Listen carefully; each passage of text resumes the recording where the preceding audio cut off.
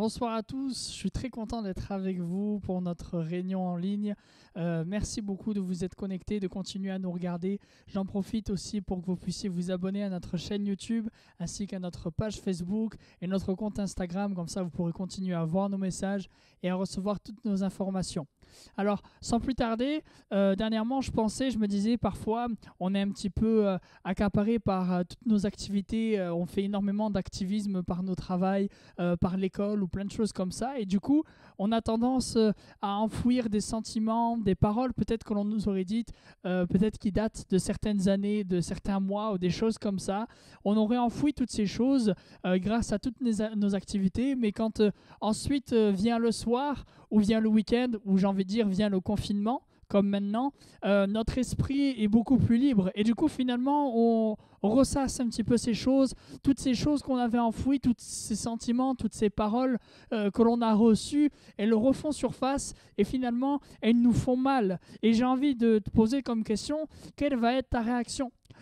Comment est-ce que tu vas réagir ? Ce soir, j'aimerais vraiment t'encourager pendant cette période de confinement et savoir qu'est-ce que l'on prononce sur ta vie. Qu'est-ce que l'on dit de toi? Qu'est-ce que l'on dit sur toi? Est-ce que finalement tu es ce que l'on prononce sur ta vie? Est-ce qu'on dit de toi que tu es une personne mauvaise? Est-ce qu'on dit de toi que tu es une personne colérique, joyeuse, triste, fragile, forte?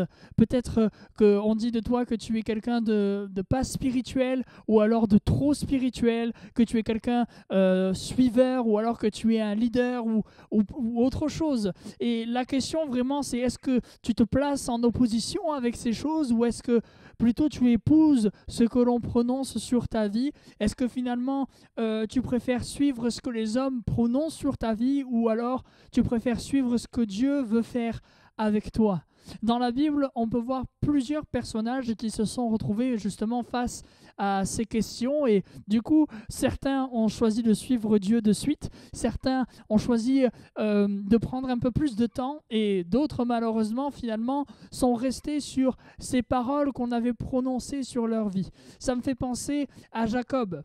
Jacob, dès sa naissance, son prénom prononce des choses sur sa vie. Jacob, ça veut dire usurper ou alors tenir le talon. D'ailleurs, dans les Écritures, on pourra voir que dès la naissance, il tenait le talon de son frère Ésaü. Dès la naissance, comme une image, il disait déjà, je ne veux pas que tu ailles plus vite que moi. Je veux t'arrêter dans ta course. Je veux te faire chuter parce que je veux te surpasser. Et on verra par la suite que finalement, Jacob va prendre, même j'ai envie de dire plutôt, va usurper le droit d'aînesse de son frère et il va aussi prendre la bénédiction que son père devait donner à son frère. Finalement, Jacob, il n'a pas su s'opposer, dans le bon sens du terme, bien sûr, face à ce que l'on prononçait sur sa vie. Il est devenu un usurpateur et il a voulu faire aussi tomber son frère en prenant justement la bénédiction. Je ne sais pas si comme Jacob, dès ton plus jeune âge, on a prononcé des choses sur ta vie. Personnellement, j'ai déjà vu des gens dire des choses sur d'autres, prononcer des choses mauvaises sur eux. Peut-être que l'on t'a dit que tu ne servirais à rien. Peut-être que l'on t'a dit que jamais tu ne pourras faire quelque chose de bien dans ta vie. Peut-être que l'on t'a dit que toi, personne n'allait t'aimer parce que finalement tu étais trop ceci ou pas assez cela, que tu n'étais pas assez beau, tu n'es pas assez belle. Et on a prononcé tellement de choses mauvaises sur ta vie qui t'ont complètement détruit, complètement détruite. Alors j'ai envie de te dire, ce soir, aujourd'hui, il peut se passer quelque chose de miraculeux pour toi.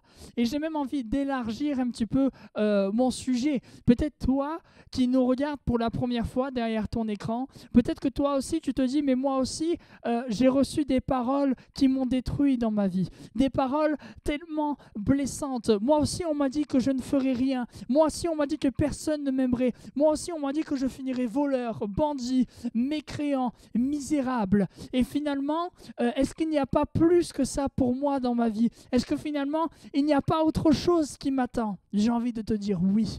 Jésus t'attend. Jésus veut que tu puisses le rencontrer. Jésus peut transformer ta vie. J'ai entendu des témoignages comme cela, des témoignages de dealers de gens qui étaient dans la drogue, de chefs de gang, des personnes qui avaient des vies complètement misérables, même dans la rue, qui ont rencontré Jésus et leur vie a été complètement transformée. Leur vie a été changée. Maintenant, ce sont des personnes qui sont belles devant Jésus.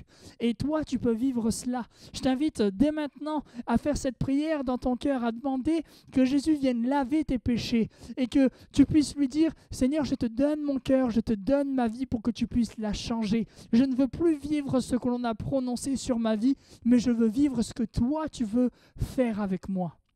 Ensuite, nous avons dans Philippiens au chapitre 4 et au verset 13, « Je suis capable de tout cela grâce au Christ qui me rend plus fort. » Ce soir, moi, je veux t'encourager. Je veux te dire que ce n'est pas une fatalité. Ce n'est pas parce qu'on a prononcé des choses sur ta vie que tu es obligé de les faire, que tu es obligé de devenir comme cela.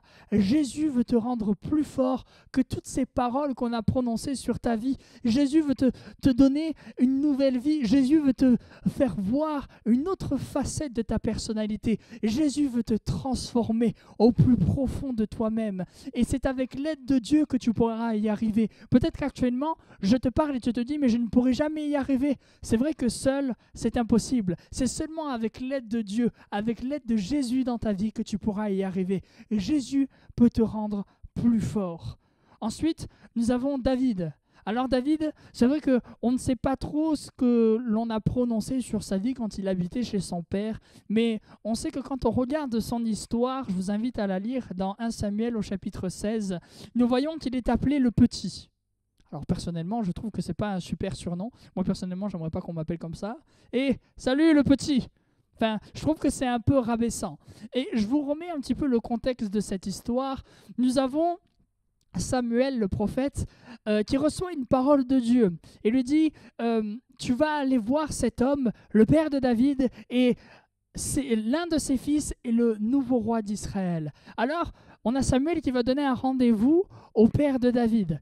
Et donc, j'imagine un petit peu cette scène où justement le père de David reçoit ce rendez-vous et il sait qu'il doit amener tous ses fils. Et à aucun moment, il va penser à David. Il va appeler tous ses fils, il va partir au rendez-vous, mais sans David.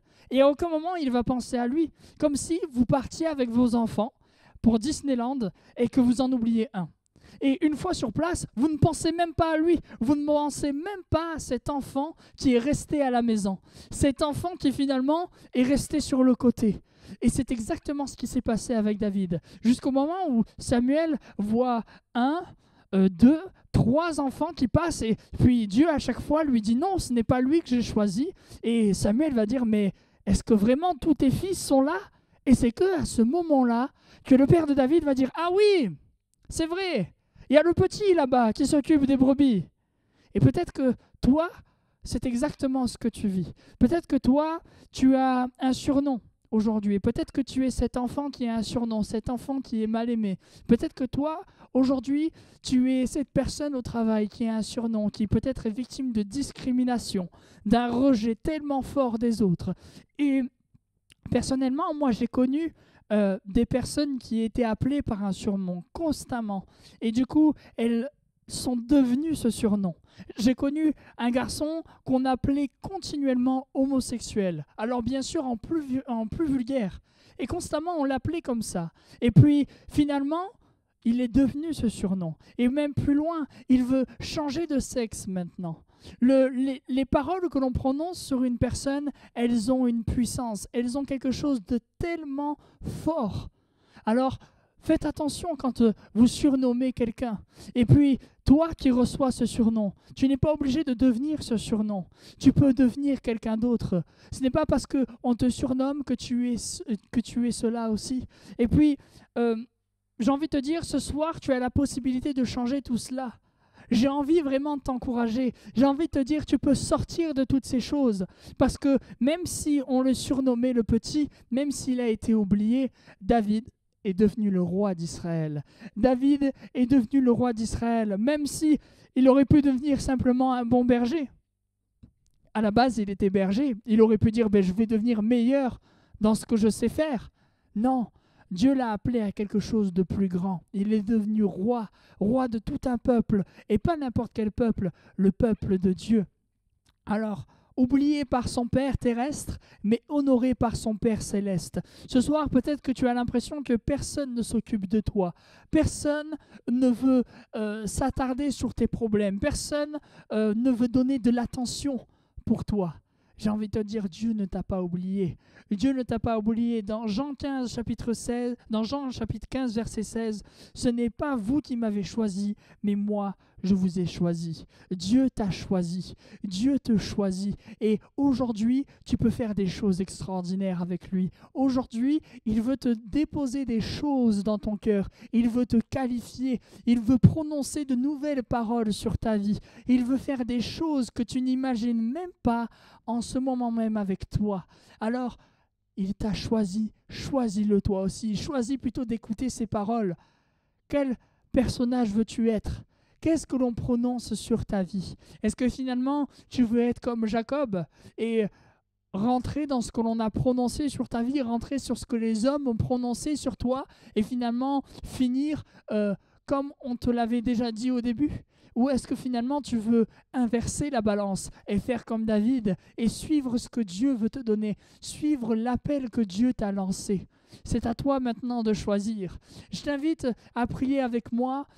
Seigneur, je t'invite vraiment à toucher ces personnes qui sont là devant leur écran. Et même toi, si tu veux, tu peux venir devant Dieu différemment. Tu es à la maison, tu es peut-être dans ta chambre ou dans ton salon. Tu n'es pas à l'église et si tu veux, tu peux te mettre à genoux devant Dieu. Tu peux peut-être même te mettre la face contre terre. Tu peux faire des choses différentes si tu en ressens le besoin. Et je t'invite à faire cette prière avec moi. Seigneur, que tu puisses bénir ces personnes qui finalement sont rejetées, ces personnes qui ont des surnoms, ces personnes qui ont reçu des paroles tellement mauvaises, tellement méprisantes, tellement rabaissantes sur leur vie, que tu puisses changer leur vie au nom de Jésus, qu'ils puissent recevoir des paroles qui viennent de toi, des paroles qui viennent de leur Père céleste. Et que, Seigneur, tu puisses bénir aussi cette personne qui t'a donné sa vie, que tu puisses changer sa vie du tout au tout, au nom de Jésus. Amen. Amen.